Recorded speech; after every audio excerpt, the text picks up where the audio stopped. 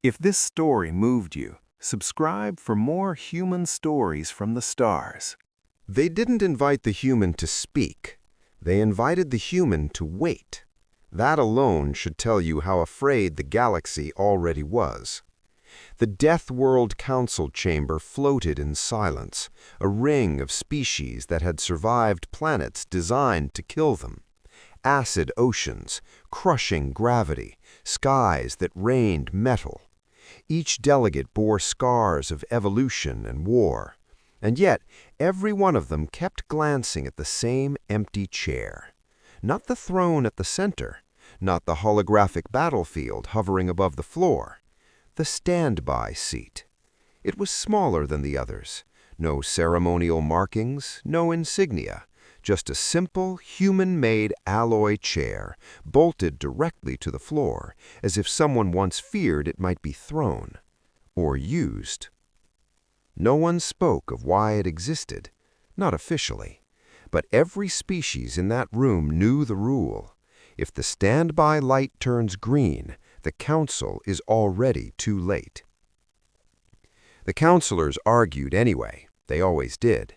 This dispute does not warrant escalation, hissed the Zalrith envoy, mandibles clicking in agitation. The Vornath crossed a border moon, nothing more. Nothing more, the stone-skinned Celt rumbled. They sterilized the biosphere in under an hour. Murmurs spread, tension tightened. The hologram flickered, showing a once-living world reduced to gray silence. Still, no one touched the standby console, because once you involve a human, you don't end a conflict, you redefine it. At the far edge of the chamber, beyond the circle of power, a single figure stood behind transparent shielding.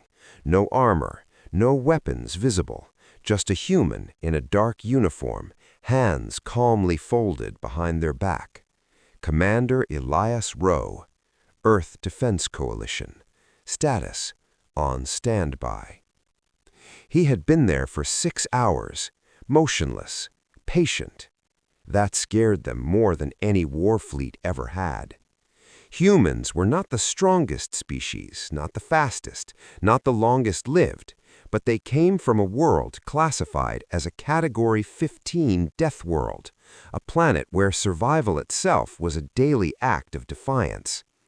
Predators everywhere, diseases that adapted faster than medicine, natural disasters that erased cities overnight. And humans? They didn't just survive it. They evolved to end threats. A soft chime echoed through the chamber. The standby console flickered. Yellow. Not green. Not yet. But every counselor froze, knowing what came next if diplomacy failed.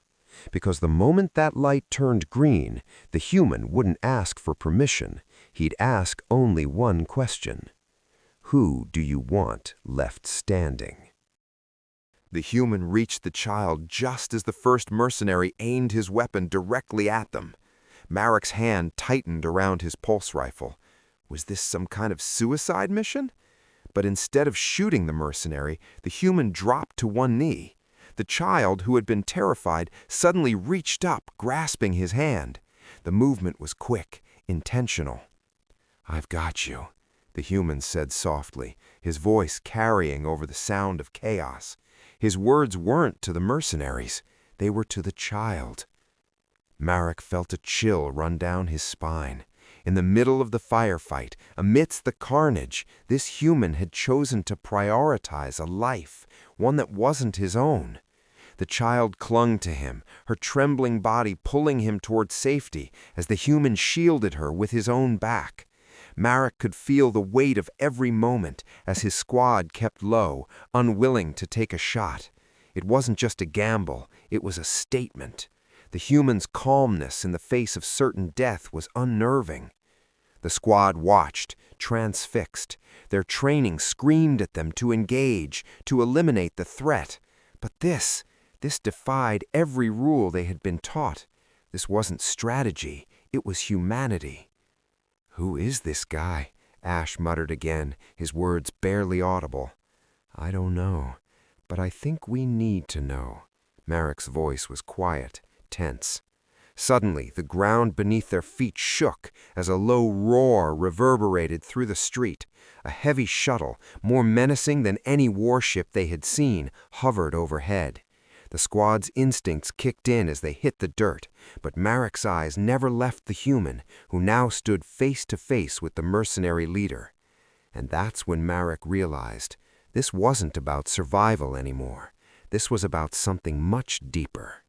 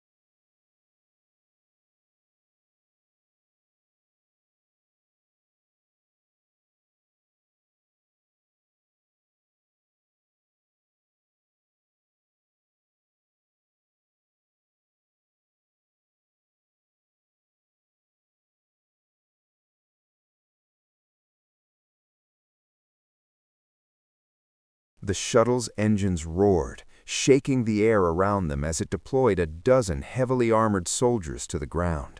Their footsteps were thunderous, and the sound of their boots against the pavement was a death knell. Every soldier moved with precision, their weapons drawn. But the human didn't flinch. He stood firm, holding the alien child protectively in front of him as if he had no fear. "Get down!" Marek barked, instinctively reaching for his squad's comms. But no one moved. They were all too focused on the scene unfolding in front of them. "Does he really think he can stop them?" Ash said under his breath, his eyes locked on the human. Marek didn't answer. He was still processing the unbelievable image of the human standing his ground. One of the soldiers, the leader, judging by his posture, stepped forward, his alien features snarling with contempt. He leveled his weapon at the human, but before he could fire, the human spoke. "Do it. If you think it'll change anything, then pull the trigger," he said, his voice steady, unwavering. The squad was silent, the tension in the air palpable.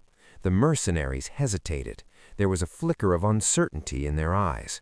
This human wasn't like any other they had faced before. There was something more, something they couldn't understand. The leader of the mercenaries sneered. "You're a fool. You think we'll just walk away because of some broken child?" "I don't care what you think," the human replied, voice low but full of conviction. The alien paused, scanning him. His eyes flickered toward the child, still hiding behind the human's arm, and for the briefest moment, something seemed to shift in his demeanor. Marek felt a strange tension in the air, a battle of wills. And then it happened.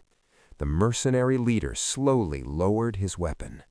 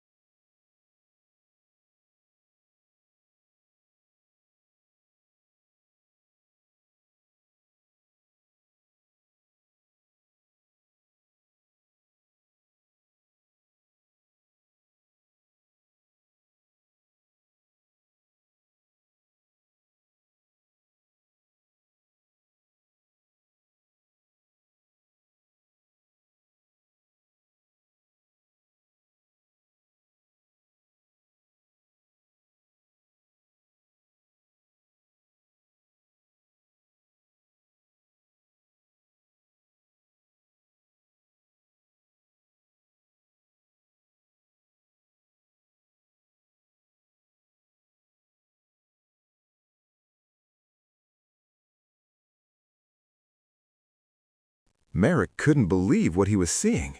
The alien mercenary had lowered his weapon, but there was no mistaking the grim resolve in his posture. The squad, still hidden behind their cover, exchanged bewildered glances. This wasn't how these situations played out. Not like this. The human, still gripping the child's hand, didn't move an inch. His calm demeanor remained, as though he had already won. The mercenary leader's hesitation spoke volumes, but it didn't make sense. Why would he spare the life of a human, let alone someone who had been so willing to stand in his path? "Let's go," the leader finally muttered, his voice low and full of venom. "You may have saved her life, human, but don't think we won't return for you." His words lingered in the air, a promise more than a threat. With a last glance at the human, the mercenaries retreated, their heavy boots echoing as they moved toward the shuttle. The roar of the engines began again as they ascended, disappearing into the sky. But the human didn't watch them leave. His attention remained focused on the child, who was still trembling at his side. Marek felt his pulse quicken as he slowly began to rise from his crouch. "What just happened?" he asked, voice barely a whisper. Ash's reply came in a confused murmur. "I don't know, but I don't think we've seen the end of this." The human, still kneeling, turned to the child and whispered something in her native tongue. A soft smile appeared on her face, a fleeting moment of peace. But it didn't last. "She's not going to be the only one in danger," Marek muttered, suddenly realizing the gravity of the situation. The human's actions had shifted the balance of power here. Now the squad wasn't the only target. The entire planet might be. "We need to get back to base now," Marek ordered. But as he started to move, the human slowly turned his head, his eyes locking with Marek's. There was no fear in his gaze, only an unshakable resolve. And that was when it hit Marek. This wasn't just about the child. This was about something much bigger.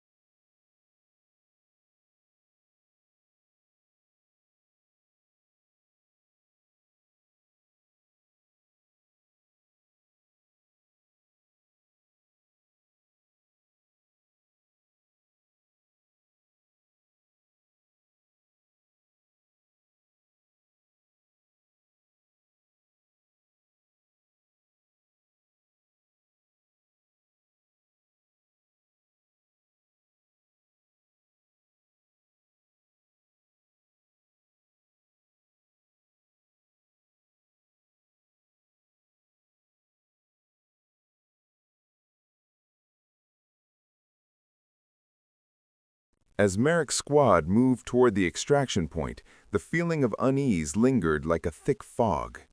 Every step felt heavy, weighed down by the events they had just witnessed. They had expected a routine mission, take out a group of mercenaries, secure the area, and leave. But this was something else entirely. "What the hell was that back there?" Ash finally broke the silence, his voice tense with frustration. "I've seen crazy things, but that human didn't just save a child. He saved all of us, and I don't even know why." Marek didn't have an answer. His mind kept replaying the moment the mercenaries had retreated. It made no sense. The leader of the mercenaries had been ready to kill. They all had been. But something had shifted. Something had happened in that moment of hesitation, and Merrick could feel the weight of it in his bones. "They're coming back," Merrick muttered, almost to himself. He didn't know how he knew it, but he felt it deep in his gut. There was no way they would just let this go. "We need to move faster," Ash urged, his voice strained with urgency. The sound of distant engines cut through the air, growing louder with every second. Merrick nodded, his eyes scanning the horizon. The extraction point was still a good few clicks away. They had no choice but to keep pushing forward, but every muscle in his body screamed that they weren't going to make it in time. And then, as if on cue, a shadow loomed over them. Merrick looked up, his heart sinking. The mercenaries were back. This time there was no hesitation. The shuttle descended swiftly, dropping an entire platoon of soldiers. They spread out in an instant, forming a perimeter around the squad, their weapons raised and aimed with deadly precision. Merrick's team immediately fell into defensive positions, their weapons at the ready. But there was no order to fire yet. They couldn't afford to make a mistake. The mercenary leader stepped forward, his expression grim. "You should have stayed out of this, human," he growled, his voice dripping with malice. "Now you've made it personal." The human, who had been walking quietly behind the squad, didn't even flinch at the mercenary's words. He kept his eyes on the child, who was still clutching his hand, her face now hidden against his side. Merrick's pulse quickened as he studied the scene before him. The mercenaries were clearly intent on finishing what they had started. But the human, he wasn't backing down. He was standing between them and the child, an impenetrable wall of resolve. "You'll have to go through me," the human finally spoke, his voice calm but fierce. The mercenary leader smirked. "We plan to." Before Merrick could react, a bright flash of light erupted from the human side. A pulse rifle, much more advanced than the standard military model, emerged, its barrel glowing faintly. The human's finger tightened on the trigger. The shot was swift, accurate, and just like that, the first mercenary fell, his body crumpling to the ground in a heap. The squad was frozen, caught between disbelief and awe. The human had just taken down one of the mercenaries with a single shot. The entire situation had shifted again. And now it was clear, the human wasn't just protecting the child, he was ready to go to war. And the battle had only just begun. The mercenaries froze. For a split second, there was nothing but the crackling silence of the battlefield, the air heavy with tension. Merrick's team could feel the shift, the sudden realization that this wasn't just another fight, this was personal. The mercenary leader snarled, his eyes narrowing as he leveled his weapon at the human. But before he could react, the rest of his soldiers sprang into action. Weapons fired, plasma bolts lighting up the sky like streaks of fire. The human dove to the side, dragging the child with him, using the terrain for cover. "Move, now!" Merrick shouted, snapping his team into action. The squad fired in quick, calculated bursts, trying to suppress the mercenaries' advance, but they were outnumbered, and the mercenaries had superior firepower. Merrick's heart raced as he scanned the situation. The human was fast, faster than anyone could have predicted. He was darting from cover to cover, firing with precision, all while keeping the child safe. It was as if he had become a force of nature, unwavering, relentless, and impossible to stop. But Merrick couldn't afford to admire the human's courage. They needed to get out of there. The mercenaries were closing in. They couldn't fight this many at once. "We need an exit plan," Ash yelled, his voice strained. "Now!" Merrick's eyes flicked to the horizon. The shuttle was still hovering above, its engines sputtering as it prepared to leave. The mercenaries were regrouping, but their leader, he hadn't moved. He was still watching the human. There was something in his gaze, something that made Merrick's skin crawl. "Cover the retreat," Merrick ordered. "We're taking the child. We're leaving." The squad moved as one, firing on the mercenaries to force them back. They had no intention of sticking around to fight to the last man. But the human, he wasn't running. He was still standing firm, his weapon raised, eyes locked on the mercenary leader. "Why won't he move?" Ash murmured, confusion thick in his voice. Marek didn't answer. He was too focused on the human's unwavering stance. There was almost tragic in it. The human wasn't just trying to survive. He was making a stand, one that could cost him everything. The mercenary leader stepped forward, his eyes burning with fury. He didn't care about the child anymore. He didn't care about anything but destroying the human who had dared to defy him. "You really think you can stop me?" the leader growled. "You're just a human." The human didn't flinch. His voice was cold as ice when he spoke again. "I don't have to stop you. I just have to make sure you remember me." And then it happened. The human fired again, the shot ringing out, and the leader staggered back, a surprised grunt escaping his lips. His armor body had absorbed the impact, but it was clear that the human had landed a hit. That small victory only made the mercenary more furious. He roared, raising his weapon, ready to end it all. But in that moment of madness, the squad saw their chance. Marek signaled for the retreat, and with a last, lingering glance at the human, they began to move. But the human, he wasn't retreating. He stood there, face set, eyes burning with a fire that seemed to ignite the very air around him. Marek could only watch as the human faced the oncoming storm, unwilling to budge. "God help him," Ash muttered under his breath.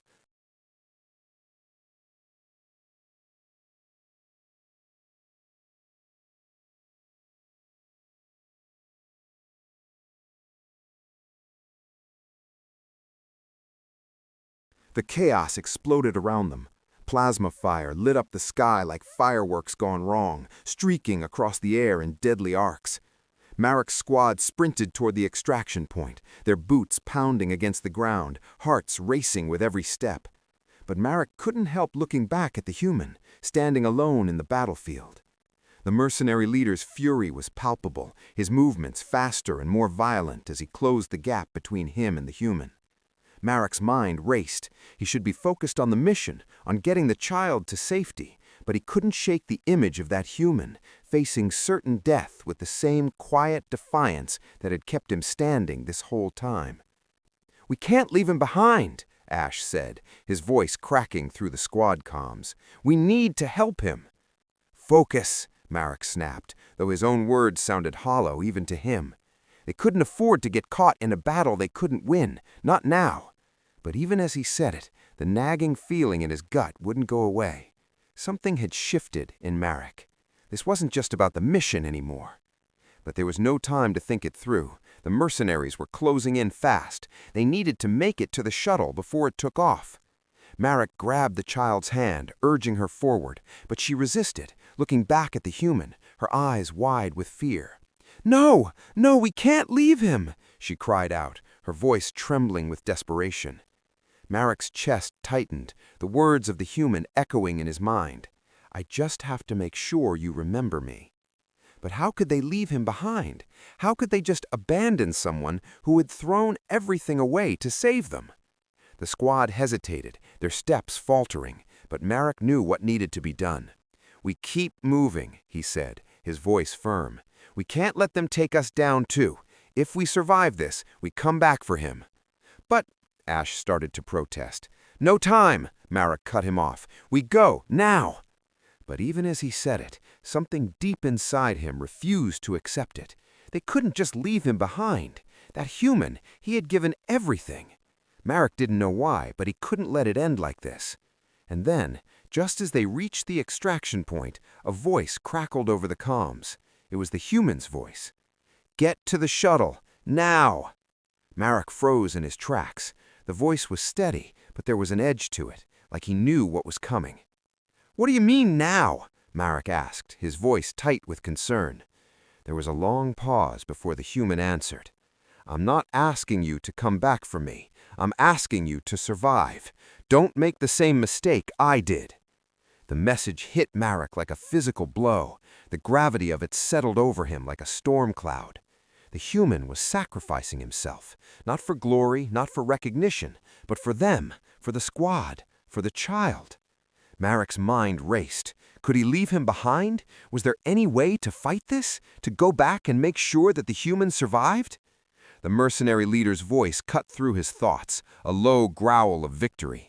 "It's too late for you, human. You should have stayed out of this." "I never had a choice," the human's voice responded, calm, defiant. The shuttle's engines roared, the sound of safety getting further and further away.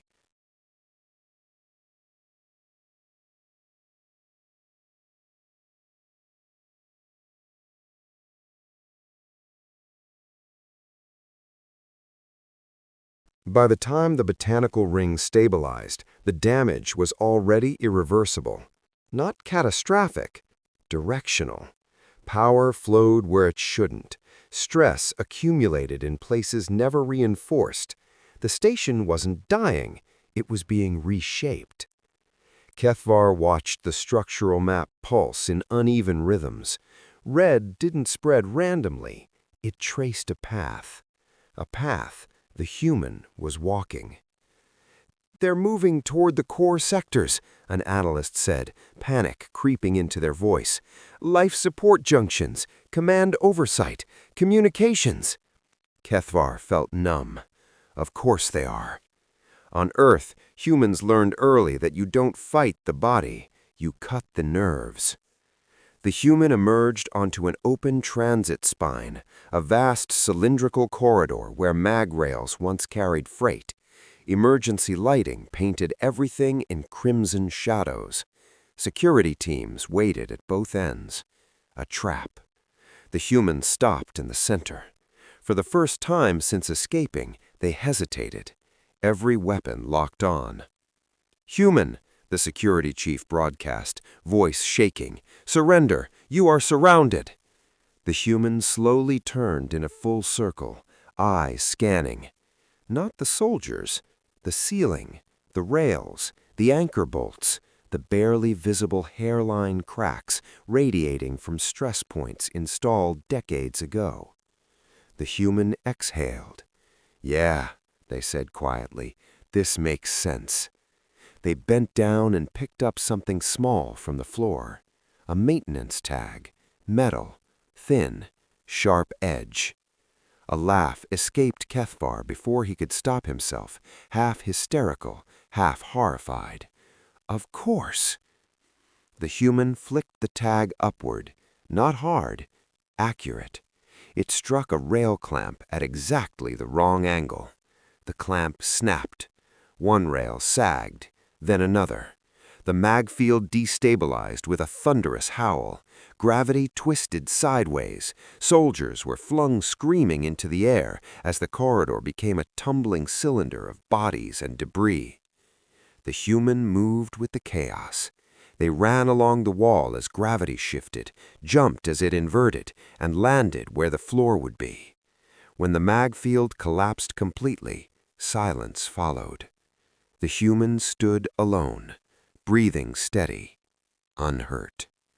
Kethvar's console erupted with emergency transmissions from across the station. Command couldn't reach security. Security couldn't reach engineering. Engineering couldn't stabilize anything because the load paths no longer made sense. The human had severed the nervous system. "Why?" Kethvar whispered, activating a direct channel. "Why do this?" The human looked directly into the nearest camera. "Because you wanted to know how our eyes work," they said. Their gaze hardened. "So now you get to see." Behind them, a blast door marked Core Access Restricted began to unlock. Not because it was hacked, but because its failsafes were overloaded trying to compensate for everything else. The door opened, and whatever lay beyond it was about to meet the one species in the galaxy that specialized in finding the final weak point. Hours passed. The shuttle's engines hummed steadily as they flew farther away from the carnage. The squad sat in tense silence, the weight of their decisions pressing on every one of them. The child had fallen asleep against Marek, her small form curled up, her breathing soft but heavy. But for Marek, sleep was impossible. His mind replayed the scene over and over, each time a new question gnawing at him. Had they made the right choice? Was there still a chance for the human to survive? Or had they left him to die? Marek couldn't shake the image of the human standing alone against the mercenaries. His resolve, his selflessness, it had all been so unexpected. The human had chosen to fight, not for honor or glory, but for the life of a child, for them. But Marek had abandoned him, and now they were soaring above a battlefield that the human might still be in. His heart clenched. "We should have gone back," Ash spoke up from across the shuttle. His voice was quiet, almost defeated.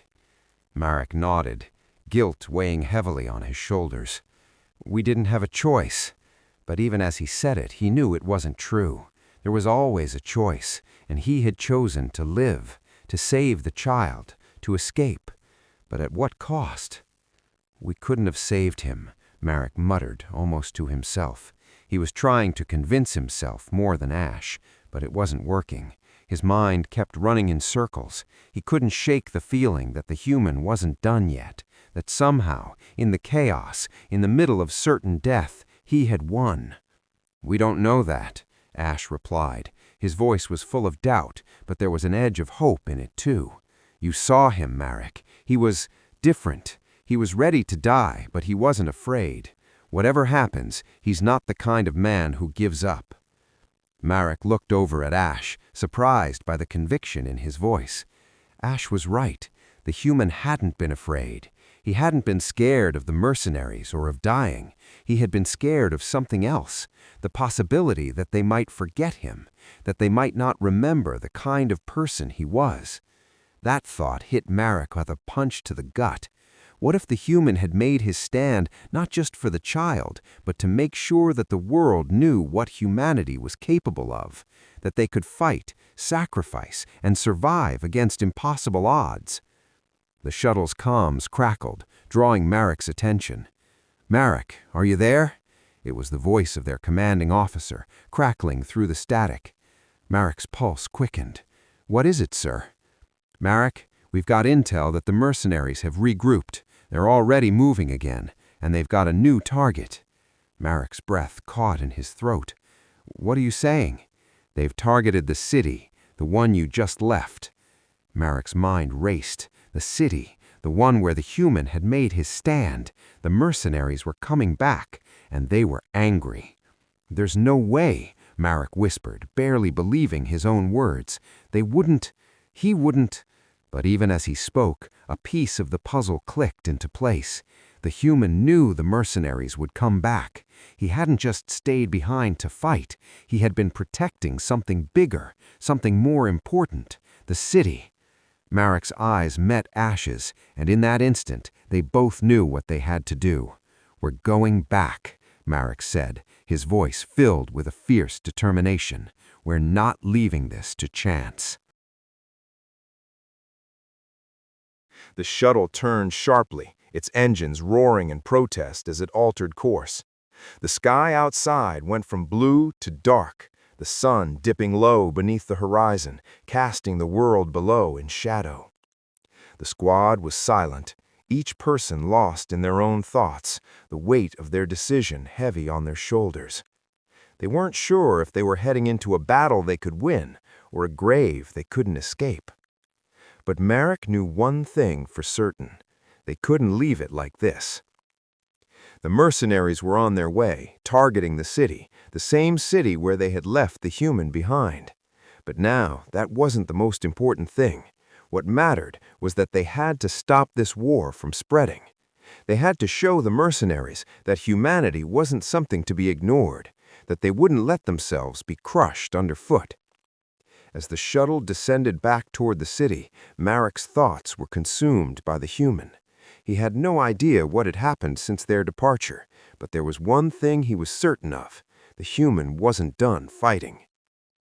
When the shuttle's wheels hit the ground, Marek was the first to leap out, pulse rifle in hand. The city was eerily quiet, the streets deserted. Smoke rose in the distance, and the faint hum of machinery told them that the mercenaries had begun their assault. The sky above was filled with the silhouette of enemy ships, hovering like vultures waiting for their prey. "We'll need to move fast," Ash said, his voice steady despite the tension in the air. "Take them out before they can get to the city center." Marek nodded, but his eyes kept scanning the horizon. His mind was split between the mission and the human who he knew was still out there. He couldn't shake the thought that somehow he was closer than they realized. As the squad moved into position, they saw flashes of movement in the distance. Figures darted between abandoned buildings, mercenaries. The fight was already underway. Marek took the lead, signaling his team to follow. They advanced cautiously, using the wreckage of destroyed vehicles for cover. But with each step, Marek's unease grew. There was something else in the air, something bigger. And then a burst of plasma fire illuminated the street ahead. A single figure stood tall against the mercenary onslaught, a human. It was him. Marek's heart pounded in his chest. There was no mistaking it. The same man who had sacrificed everything to save them was back. The human didn't seem to notice them at first, his focus entirely on the mercenaries as he fired with deadly accuracy. Plasma bolts streaked across the street, cutting through enemy armor with a precision that left the mercenaries reeling. But what struck Marek the most wasn't just the human's deadly accuracy. It was the way he moved, like a storm, relentless and unstoppable. The human turned then, his eyes locking on to Marek's. There was no fear in his gaze, only recognition. "You came back," the human said, his voice calm, almost surprised. Marek's heart tightened. "We didn't have a choice." The human gave a small smile. "You never did." Before Marek could respond, the battle escalated again. More mercenaries poured into the street, their ships landing with thundering force. This time they had come prepared, much more than before.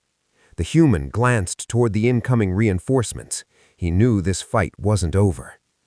"They won't stop," the human said, his voice now fierce with determination. "But neither will we." Marek nodded, his resolve hardening.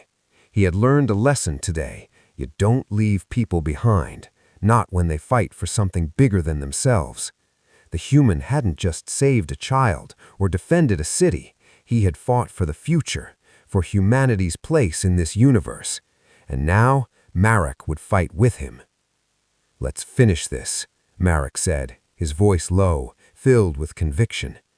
The squad moved as one, engaging the mercenaries head-on, their weapons roaring to life. The human was with them, his movements flawless, deadly, and unstoppable. Together they fought as one, humanity's spirit unbreakable in the face of impossible odds. As the last mercenary fell, the dust settled. The city was saved, and the human, no longer just a lone soldier, had shown the galaxy what humanity was capable of. Not just in the face of battle, but in the face of sacrifice. The squad stood victorious, breathing heavily, their minds and hearts forever changed by the human who had shown them the true meaning of courage. Marek turned to the human, now standing calmly amidst the wreckage, the child by his side. "You didn't need us," Marek said, his voice filled with respect. The human smiled, his eyes gleaming with a quiet pride. "Maybe, but it's always better when we fight together." And as the sun set over the battlefield, the world knew the human had not only survived, they had rewritten the rules of the universe. The galaxy had underestimated humanity before, but now they knew better.